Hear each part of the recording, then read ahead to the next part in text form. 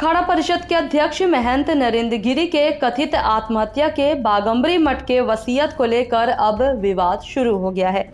मठ के तत्कालीन वकील ने बताया कि मठ का वसीयत 2010 में महंत जी ने बलवीर के नाम करवाया था, मतलब बलवीर ही इस मठ का उत्तराधिकारी होगा। फिर 2011 में वसीयत महंत नरेंद्र गिरी ने अपने शिष्य आनंद गिरी के नाम कर दिया। उसके 9 साल बाद 2020 में फिर वसीयत महंत ने बलबीर के नाम कर दिया था, क्योंकि आनंद गिरी से महंत नरेंद्र गिरी की अनबन हो गई थी।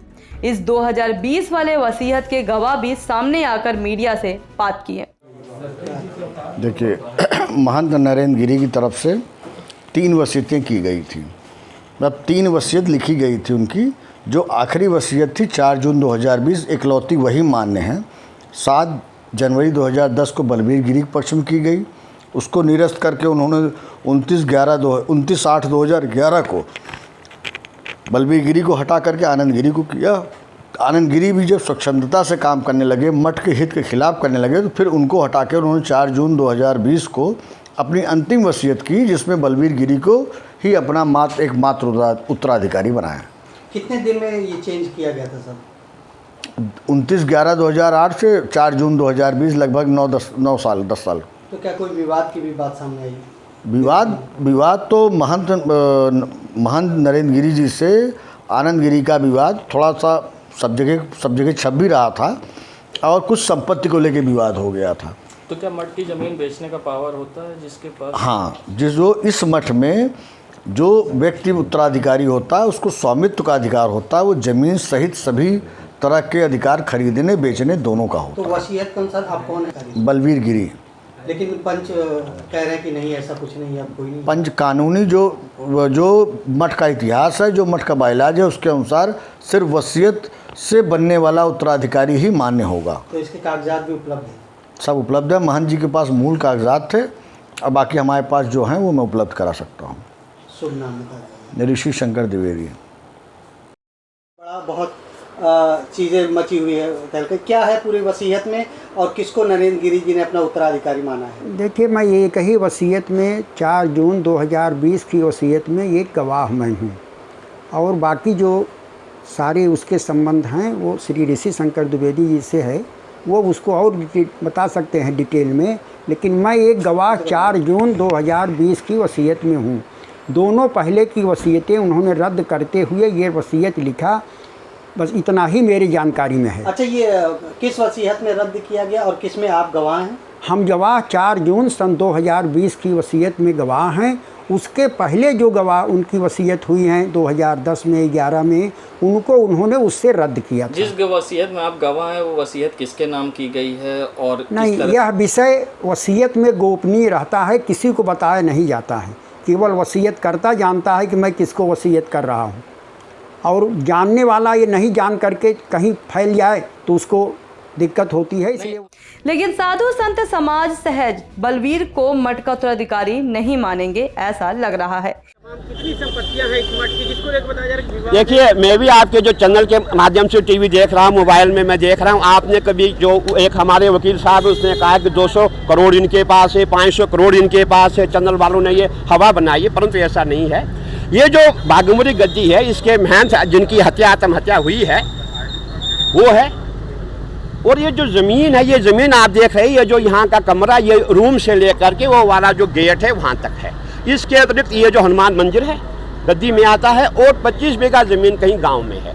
इसके अलावा इस गद्दी कहीं और ज़मीन नहीं है। जो बताया जा रहा है कि वहाँ भी प्रॉपर्टी है, तो नहीं, गलत है। देखिए, हम लोग अखाड़े से जुड़े हैं, वो अखाड़े की संपत्ति होती है, गद्दी से कोई उस संपत्ति का कोई लेना देना नहीं। अच्छा, वसीयत जो की बात सामने आ रही है उसको आप लोग मानेंगे, उसको उत्तराधिकारी? देखिए, जो भी सामने आएगा, जो मानना है सबको मानेंगे, जो भी होगा सबको माना जाएगा, ऐसा कोई इशू नहीं है। हमारा कोई वाद विवाद का इशू ही नहीं है। भाई जो सामने आएगा, जो भी सामने आएगा मानना है। कैसे उत्तराधिकारी का फैसला कैसे होगा महाराज? देखिए, थोड़ा एक मैं आपको इसमें एक आपकी उत्तराधिकारी हमारा उत्तराधिकारी में अंतर होता है। अंतर क्या है कि अगर आपको उत्तराधिकारी किसी ने बना दिया, आप मालिक उसके हो गए, परंतु ये जो ज़मीन है उत्तराधिकारी होता है, उत्तराधिकार है, परंतु इसमें यह भी होता है ज़मीन को मैं बेचूंगा नहीं, ज़मीन जो है इसका सदुपयोग होगा, ये सब बातें उसमें शर्तें होती है। तो हमारा ये मकसद है कि ज़मीन आगे नहीं बिके। हमारा मेन मकसद है ज़मीन की सुरक्षा हो, मठ की सुरक्षा हो और धन का मिसयूज ना हो। अभी तक जो बेची गई जमीन, अब देखिए वो पहले का इशू था, अब उसके बारे में बोलना उचित नहीं है मुझे। महाराज जी एक वकील साहब हाँ। वो दावा कर रहे हैं कि अमरगिरी उनके खिलाफ बलवीर गिरी के नाम वसीयत करके गए हैं, तो क्या वसीयत को मानेंगे आप लोग? मानेंगे, क्यों नहीं मानेंगे? रजिस्टर वसीयत को मानेंगे, क्यों नहीं माने? कौन मना? वसीयत कोई मना नहीं करेगा ना, जी कैसे मना करेंगे? वो तो रजिस्टर्ड वसीयत, अच्छा महाराज जी, रजिस्टर्ड है या नहीं रजिस्टर्ड है वो मानी जाएगी। वो वसीयत मानी जाएगी। आप बलवीर गिरी को मानेंगे? देखिए पटअभिषेक का जो इसके लिए हम जो है बैठेंगे, चिंतन करेंगे कब उचित है कब उचित नहीं है, डेट निकाली जाएगी, तारीख निकाली जाएगी, मुहूर्त निकाला जाएगा। कब तक? क्या सीबीआई जांच के पहले होगा कि सीबीआई जांच के बाद? देखिए इसके लिए मैं 1-2 दिन में बात करूंगा, क्या उचित है क्या उचित नहीं है, उसके बाद। लोकसभा भी होने वाली है क्या महाराज जी, बीएचपी और आरएसएस की तरफ से? नहीं, वीएचपी की होनी है, हमें इस बारे में कोई जानकारी लोग नहीं है। सम्मिलित हुए कि नहीं? नहीं नहीं नहीं बलवीर गिरी जी को मानेंगे उत्तराधिकारी?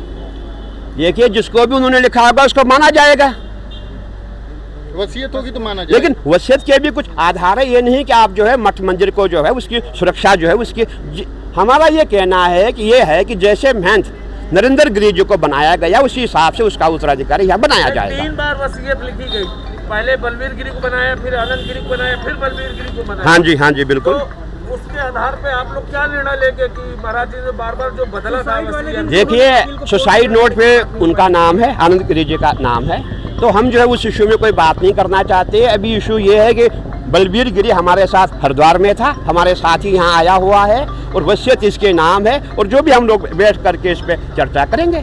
तो जो मठ की जमीन के बारे में आप बात कर रहे हैं, तो पहले मठ की जमीन कितनी थी? बेचा नहीं जाएगा ये भी नहीं, ये होगा, ये तय होगा। देखिए मैं अभी भी कह रहा हूँ और तब भी कहूँगा कि जो मठ जो है, जैसे इस समय मठ है, मठ का विकास होना चाहिए, मठ की जमीनें विक्रय न हो, ये बिल्कुल नहीं होगा, ये बिल्कुल। पहले कहाँ तक थी जमीन?